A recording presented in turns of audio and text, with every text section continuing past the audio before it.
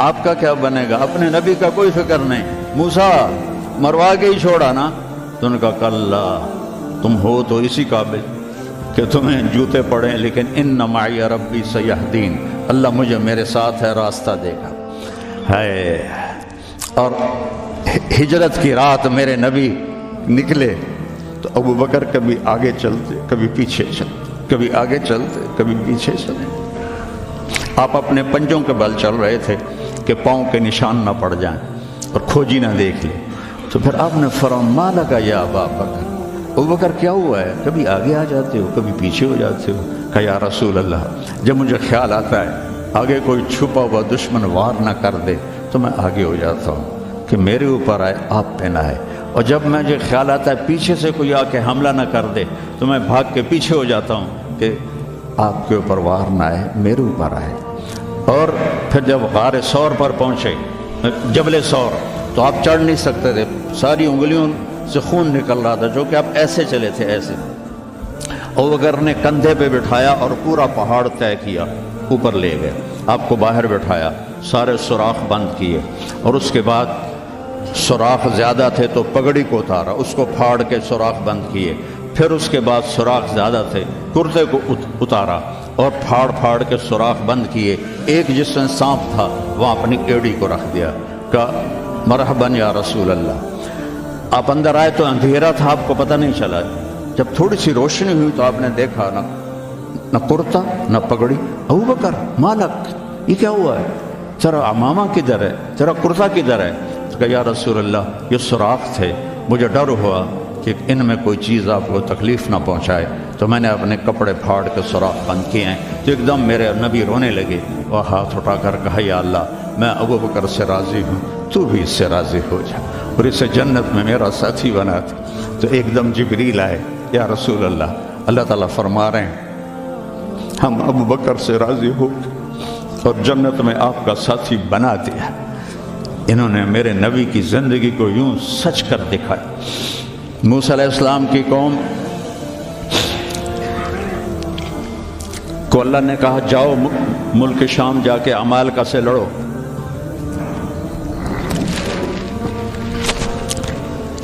ان کا اذهب انت وربک فقاتلا، تو جا تیرا رب جائے، ہم نہیں لڑتے.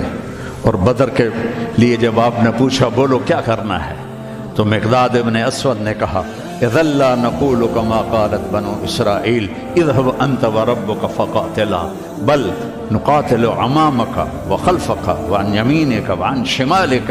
یا رسول اللہ ہم بنو اسرائیل نہیں ہیں کہ کہیں جاؤ اور تو تیرا رب لڑے. ہم آپ کے آگے لڑیں گے، پیچھے لڑیں گے، دائیں لڑیں گے، بائیں لڑیں گے، ہماری لاشوں سے گزر کر وہ جائیں گے. بنو اسرائیل نے سمندر پار کیا، آگے پتھر کے بت کی پوجا ہو رہی ہے. یا موسیٰ اجعل لنا الہا کما لہم آلہہ، یا اللہ موسیٰ ایک خدا ہمیں بھی لے کر دو اس جیسا. یہ بنو اسرائیل ہیں اور میرے نبی کا انتقال ہوتا ہے پیر کے دن، اور ابو بکر صدیق اوالی گئے ہوئے ہیں اپنی دوسری بیگم کے پاس. ان کو خبر ملتی ہے تو وہ بھاگے ہوئے آتے ہیں اور آپ کے چادر ہٹا کر آپ کا ماتھا چومتے ہیں اور گرم گرم آنسو ماتھے پہ گرتے ہیں. واہ خلیلہ واہ صفیہ واہ نبیہ. اور اس کے بعد آپ مسجد میں جاتے ہیں تو شور و فغاں ہے اور عمر تلوار لے کے کھڑے ہیں. جو کہے گا اللہ کا رسول فوت ہو گیا میں اس کو قتل کر دوں گا، وہ اللہ کے پاس گئے ہیں، وہ واپس آئیں گے. تو ابو بکر ممبر پر آئے، کہا عمر اقعد اقعد. کھڑے ہوئے آدمی کو کہنا ہو بیٹھ جاؤ تو اقعد، اور لیٹے ہوئے آدمی کو کہنا ہو بیٹھ جاؤ تو اجلس. یہ حسن عربی ہے کہ ہر حیت کے لیے الگ لفظ ہے. کھڑے کے لیے اقعد، لیٹے ہوئے کے لیے اجلس. عمر اقعد، کہا نہیں بیٹھوں گا. تو پتہ چل گیا کہ جوش میں ہے. ممبر پر آئے، ایھا الناس من کان یعبد محمدا فإن محمدا قد مات. جو محمد کی پوجا کرتے تھے وہ سن لو کہ انہیں اللہ نے بلا لیا، ان کا انتقال ہو گیا. ومن کان یعبد اللہ فإن اللہ حی لا یموت. اور جو ایک اللہ کی پوجا کرنے والے ہیں ان کا رب زندہ ہے، موت سے پاک ہے. میرے نبی نے ایسے لوگ تیار کیے جنہوں نے میرے نبی کی زندگی کو سچ کر دکھایا اور جانوں کے نذرانے پیش کر کے آپ کی زندگی کو دنیا میں زندہ کیا۔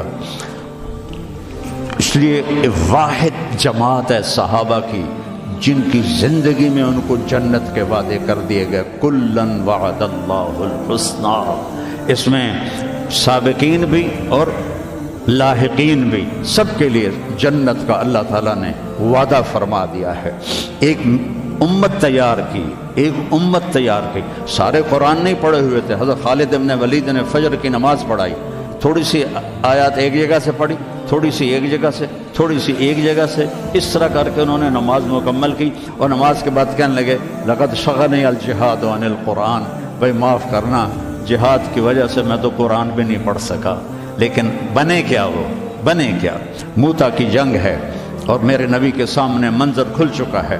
آپ نے فرمایا تھا جب چلے تھے کہ پہلا امیر زید بن حارثہ ہوگا، یہ شہید ہو تو پھر جعفر بن نبی طالب ہوگا، یہ شہید ہوں تو پھر عبداللہ بن رواحہ ہوں گے، یہ شہید ہوں تو پھر جسے مرضی بنا لینا۔ ایک یہودی سن رہا تھا، کہنے لگا اے ترایتا گئے، یہ گئے، یہ نہیں زندہ تھے۔ تو اور وہاں 1,00,000 رومی اور 3,000 صحابہ۔ تو حضرت زید بن ثابت شہید ہوئے، اللہ کے نبی نے کہا تقدم زید فقاتل وقتل ودخل الجنہ ثم اخذ الرایۃ جعفر فقاتل وقتل ودخل الجنہ۔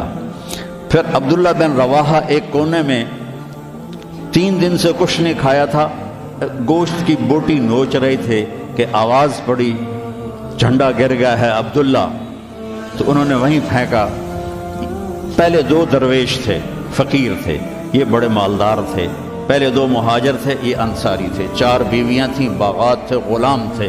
فتردد بعد التردد، تو تھوڑی دیر کے لیے بیوی بچے غلام باغات کا خیال آیا، تو کہنے لگے عبداللہ بیویوں کا خیال ہے سب کو 3 طلاق، باغات کا خیال ہے سارے صدقہ، غلاموں کا خیال ہے سارے آزاد۔ اقسمت یا نفس لتنزلن کارہۃ او لتطاوعن ان اجلب الناس وشد الرن ما لی اراک تکرہین الجنہ قد طالما قد کنت مطمئنہ هل انت الا نطفۃ فی شنہ۔ اے عبداللہ کافی زمانہ گزر گیا ہے زندگی گزارتے ہوئے، چل اپنے ساتھیوں کے ساتھ مل تو بھی، اور جھنڈا اٹھایا اور آگے بڑھے۔ اور آپ نے فرمایا، اب عبداللہ نے جھنڈا اٹھایا اور آگے بڑھے اور قتل ہوئے، اور پھر آپ خاموش ہو گئے تھوڑی دیر کے لیے۔ انصار کہنے لگے کہ ہمارے اوپر قیامت ٹوٹ پڑی کہ کیوں رک گئے، کیوں رک گئے۔ دونوں کی دفعہ تو فوراً فرمایا، اب کیوں رک گئے؟ پھر آپ نے کہا وَدَخَلَ الْجَنَّةَ۔ تو انصار نے عرض کی یا رسول اللہ آپ رک کیوں گئے تھے؟ کہا وہ تھوڑا سا اس کے دل میں کھٹک آئی تھی، اس لیے جنت میں جانے میں تھوڑی دیر ہو گئی۔ اب جھنڈا گر گیا، ثابت ابن اکرم نے جھنڈا اٹھایا، کون لے گا یہ جھنڈا؟ انہوں نے کہا تو لے، تو بدری صحابی ہے، تو لے۔ کہا نہیں میرے بس کا نہیں ہے۔ کسی نے آواز دی خالد کو دو۔ خالد کی پہلی جنگ تھی، صلح حدیبیہ کے بعد ایمان لائے، اور ان کی پہلی جنگ تھی۔ وہ فرمانے لگے بھائی میں تو ابھی مسلمان ہوا ہوں، کسی اور کو جھنڈا دو۔ کہا نہیں، سب نے کہا بس خالد خالد۔ انہوں نے ایک ہاتھ میں جھنڈا لیا، جب یوں تلوار کو جب اٹھایا نا تو میرے نبی نے فرمایا ثم صلی اللہ سیفا من سیوفہ، اب اللہ نے اپنے تلواروں میں سے ایک تلوار کو نیام سے باہر نکالا ہے، اور انہوں نے ساری رومیوں کی فتح کو شکست میں تبدیل کر دیا۔ 9 تلواریں ان کے ہاتھ سے ٹوٹیں لڑتے لڑتے، اور اتنا رعب چھا گیا کہ پورے روم میں دہشت پھیل گئی خالد ابن ولید کی۔ یہ لوگ میرے نبی نے تیار کیے تھے، ایک امت بنائی تھی، یہ میرے نبی کا عظیم ترین کارنامہ ہے، اور اولین اور آخرین کا سب ایک جذبہ تھا۔ حضرت عمر کی مجلس میں ابو سفیان، اکرمہ بن ابی جہل، حارث بن ہشام، سہیل بن عمر بیٹھے ہوئے ہیں، تو حضرت بلال آ گئے، کہنے لگے آپ لوگ تھوڑا پیچھے ہو جاؤ۔ پھر حضرت عمار آئے، آپ نے کہا آپ لوگ تھوڑا پیچھے ہو جائیں۔ پھر حضرت صہیب آئے، آپ نے کہا تم لوگ تھوڑا پیچھے ہو جاؤ۔ پھر حضرت مقداد آئے، آپ نے کہا تم لوگ تھوڑا پیچھے ہو۔ پیچھے ہوتے ہوتے جوتیوں پہ جا بیٹھے، مہاجرین اولین کو آگے بٹھایا تو یہ غصے سے باہر نکل آئے اور ابو سفیان کہنے لگے دیکھتے ہو عمر نے ہمارے ساتھ کیا کیا ہے؟ تو سہیل ابن عمر کہنے لگے صحیح کیا، وہ ہم سے پہلے ایمان لائے تو وہ آگے نکل گئے، ہم بعد میں ایمان لائے تو ہمیں تو پیچھے ہی رہنا ہے۔ تو کہنے لگے اگر آخرت میں پیچھے رہ گئے تو پھر کیا ہوگا؟ یہ فتح مکہ کے مسلمان ہیں، فتح مکہ پھر کیا ہوگا؟ تو سارے گھبرا کے حضرت عمر کے پاس آئے کہ ہم نے دیکھ لیا ہے جو تو نے کیا ہے ٹھیک کیا ہے، چلو ہم پیچھے رہ گئے ہیں لیکن کوئی طریقہ بتاؤ کہ آگے نہیں بڑھ سکتے تو جنت میں ساتھ تو ہو جائے۔ تو انہوں نے فرمایا انہوں نے جہاد میں جان دی تھی، تم بھی جانیں لگا دو تو تم بھی ان کے ساتھ ہو جاؤ گے۔ تو 400 قریشی سردار مکہ سے نکلے، 400، اور حارث ابن ہشام ابو جہل کے چھوٹے بھائی ہیں، اتنے ہر دل عزیز تھے۔ جب یہ نکلے تو سارا مکہ چھوڑنے باہر آیا، وہ سب رو رہے تھے، بچے بچیاں مرد عورت۔ تو حارث ابن ہشام کھڑے ہو گئے، کہنے لگے یا اہل مکہ، اے اہل مکہ، اللہ کی ذات کی قسم مکے سے محبوب کوئی شہر نہیں، تم سے محبوب کوئی لوگ نہیں، لیکن ایک داعی نے آواز لگائی، اس پر ہمارے غلاموں نے لبیک کہا۔ آج وہ اتنا آگے جا چکے ہیں کہ اگر ہم یہ سارے مکے کے پہاڑ سونا بنا کے خرچ کر دیں تو ان کے ایک مٹھی جو کا اجر بھی نہیں پا سکتے۔ تم اپنی جانوں کا نذرانہ پیش کریں گے کہ آگے نہیں تو برابر تو ہو جائیں۔ تو یہ سارے سرداران تشریف لائے، اجنا دین کی جنگ ہو رہی تھی، اس میں شرکت کی، اس میں فتح ہوئی۔ پھر یرموک کی جنگ ہوئی جو فیصلہ کن جنگ تھی، جس نے شام کا فیصلہ کر دیا ہمیشہ کے لیے۔ 9 دن یہ جنگ چلتی رہی، کبھی ایسے کبھی ایسے کبھی ایسے کبھی ایسے، اور ایک دن ایسا ہوا کہ صحابہ دبتے دبتے دبتے عورتوں کے خیموں تک آ گئے، اتنے قدم اکھڑے کہ عورتوں کے خیموں تک آ گئے۔ تو حضرت اکرمہ رضی اللہ تعالیٰ عنہ نے اپنی تلوار کی نیام کو توڑ دیا اور لوہے کے ٹوپی کو اتار کے پھینک دیا، کہا من یبایعنی علی الموت، یا اللہ ہمیں موت دے گا یا فتح دے گا۔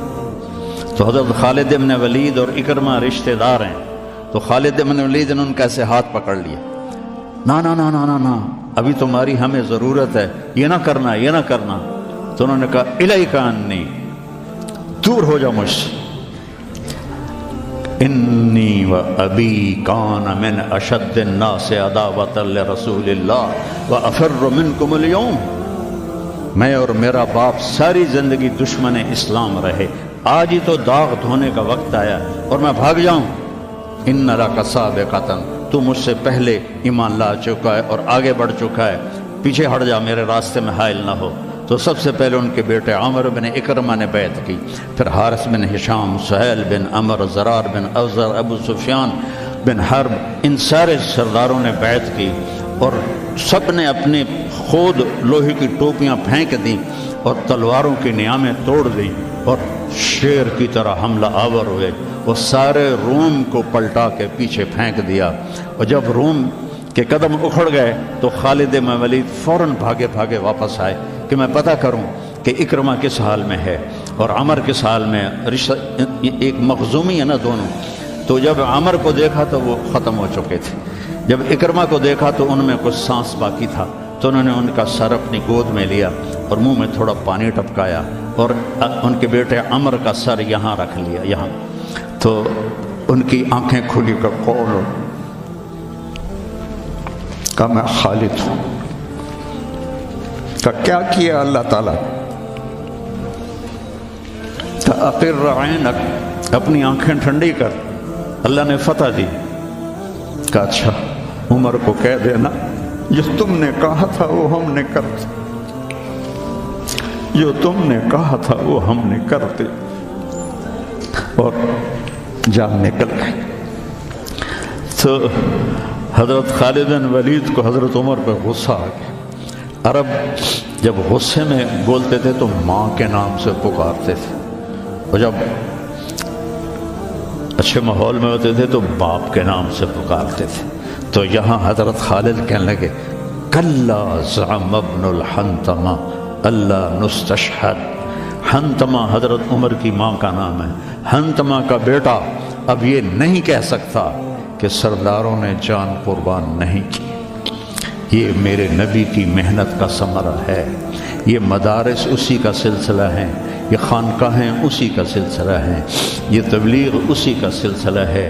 لیکن بیٹو صرف کتابیں پڑھنے سے تربیت نہیں ہوتی. اہل اللہ کی تربیت میں رہو, ان کے ساتھ اپنے اندر کی گندگیاں نکالو, تبلیغ میں وقت لگاؤ. مجاہدے سے انسان میں جلا پیدا ہوتی ہے اور وہ اس کا رخ نیکیوں کی طرف پھرتا ہے.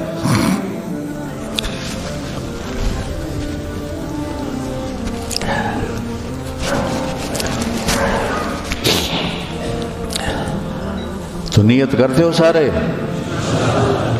چند باتیں کہتا ہوں. اپنے اس ماحول میں غیبت کسی کی نہ کرو نہ سنو. غیبت اشد من الزنا, غیبت زنا سے زیادہ سخت کام ہے. غیبت نہ کرو کسی کی. کئی لڑکے بہت ہی نیچے چلے جاتے ہیں, اپنے استادوں کی غیبت کرتے ہیں. یہ محروم ہو جائیں گے, یہ کبھی بھی علم حاصل نہیں کر پائیں گے. تو مجھے ایک واقعہ یاد آ گیا. قاضی احسان احمد شجاع آبادی رحمۃ اللہ علیہ ختم نبوت کے امیر تھے.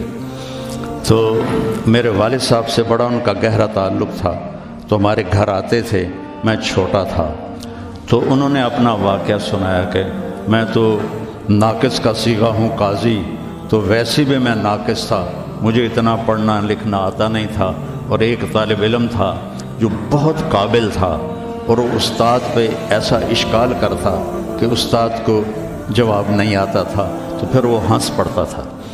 تو ایک دن استاد نے دکھی ہو کر کہا جا تو بھینسیں ہی چرائے گا. اور ایک دفعہ میرے استاد اٹھے تو ان کا جوتا دور پڑا تھا. تو میں بھاگ کے گیا, جوتا اٹھا کے لایا اور ان کے سامنے رکھا. کہنے لگے بادشاہ تیرے جوتے سیدھے کریں گے انشاءاللہ. تو قاضی صاحب فرمانے لگے کہ اس لڑکے کو میں نے خود بھینسیں چراتے دیکھا, میں نے اسے خود بھینسیں چراتے دیکھا. اور تحریک ختم نبوت میں جب قاضی صاحب کو, چونکہ یہ تحریک کے سر امیر تھے, جب ان کو بلایا گیا تو جنرل اعظم تھا گورنر پنجاب کا. تو جو بھی بات چیت ہوئی وہ تو انہوں نے نہیں بتائی تھی. جب اٹھے تو ان کے جوتے قالین سے پرے پڑے تھے. تو جنرل اعظم بھاگ کے گیا اور آپ کے جوتے اٹھا کے لا کے آپ کے سامنے رکھے. تو قاضی صاحب رونے لگے. تو انہوں نے کہا حضرت جی اس میں رونے کی کیا بات؟ کہا نہیں, ایک بات یاد آئی ہے اپنے استاد کی, آج اس کو زندہ ہوتا دیکھ رہا ہوں تو اس پہ رونا آیا ہے. اپنے استادوں کی غیبت نہ کرو, ان کی برائی نہ دیکھو, وہ آنکھیں بند کر دو جو کسی کی برائی دیکھتی. اپنے عیب دیکھو, دوسروں کی خوبیاں دیکھو. ایک آپ میں غیبت نہ ہو, کوئی آپس میں لڑا ہوا نہ ہو کہ میں نے اس سے بات نہیں کرنی. اب بچے ہیں, جوان ہیں, ہو سکتا ہے کوئی بچہ کسی بچے سے لڑا ہوا ہو اور اس کی بول چال بند ہو, تو ایسے دل کے اوپر تالے نہ لگاؤ. اپنے دل کو کھلا کرو اور معاف کر دو اور اس کے سینے سے لگ جاؤ. تب جا کر تمہارے اندر علم کا کچھ نور آئے گا. جس دل میں بغض ہوتا ہے اس میں علم نہیں آتا ہے. اور پہلی تکبیر اولیٰ کی کوشش کرو, تکبیر اولیٰ کے ساتھ نماز پڑھنے کی کوشش کرو, تکبیر اولیٰ کے ساتھ نماز پڑھنے کی کوشش کرو. اب جوان ہیں, تہجد کی پابندی کرو. بڑی پرانی بات ہے, مولانا یوسف صاحب رحمہ اللہ کے تھے ایک تربیت یافتہ میاں جی نباتی, تو ان کی جماعت آئی ہوئی تھی تو میں ان سے ملنے گیا.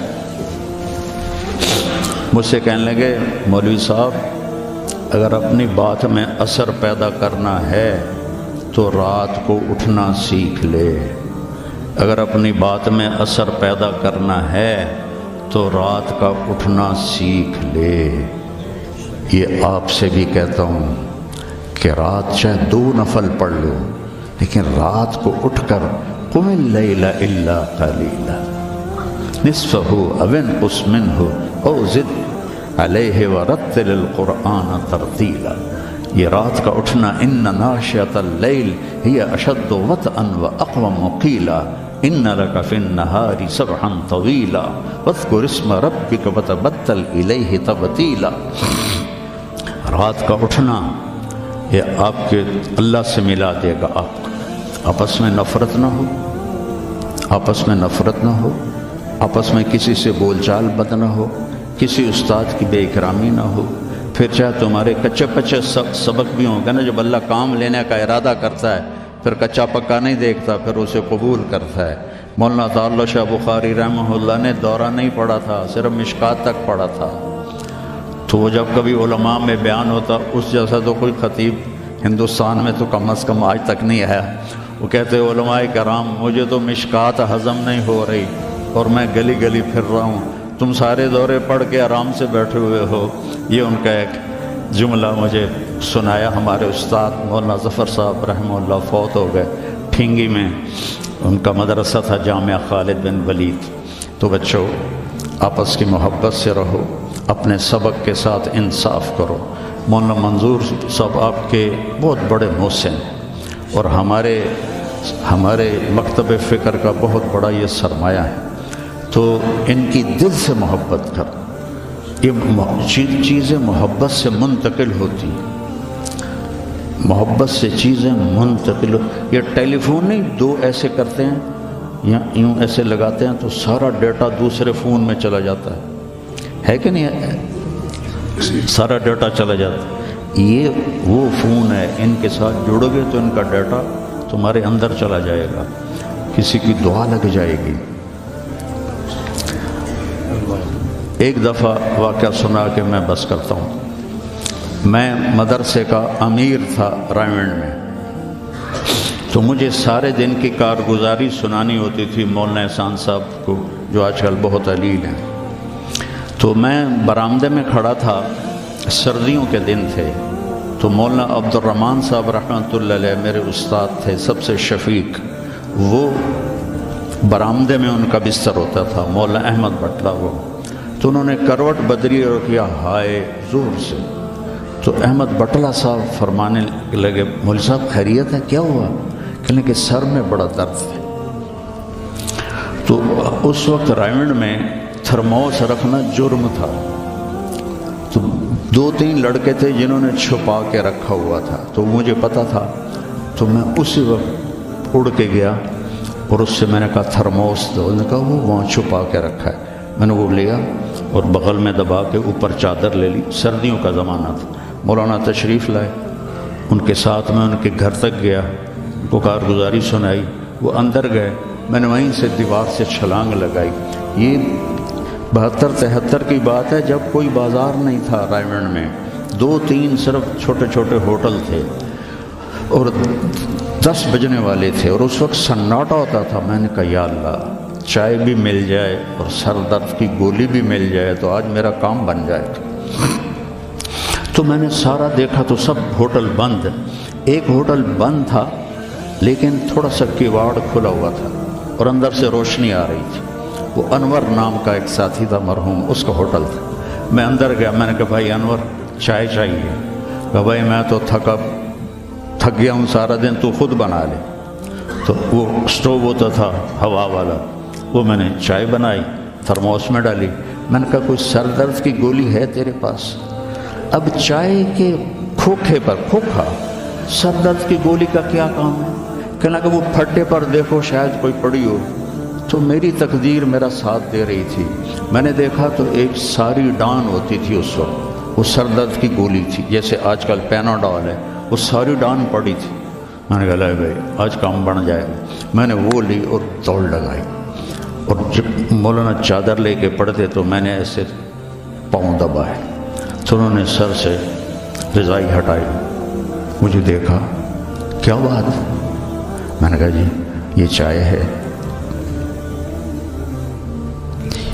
یہ گولی ہے، آپ کھا لیں، آپ کے سر میں درد۔ تو ان کے منہ سے کلمات نکلے، اس کا میں ثمرہ ہوں، اپنی ذات میں کچھ نہیں، میرے استاد کی دعا مجھے لگی۔ ان کے چہرے پر اتنی خوشی آئی، وہ بڑبڑاتے ہوئے الفاظ مجھے سمجھ میں نہیں آ رہے تھے، لیکن میرے لیے دعا فرما رہے تھے۔ تو ایسے موقع تلاش کیا کرو کہ آپ کو استاد کی خدمت کا موقع ملے، تو ان کے منہ سے دعا نکلے اور آپ کے کام بن جائیں۔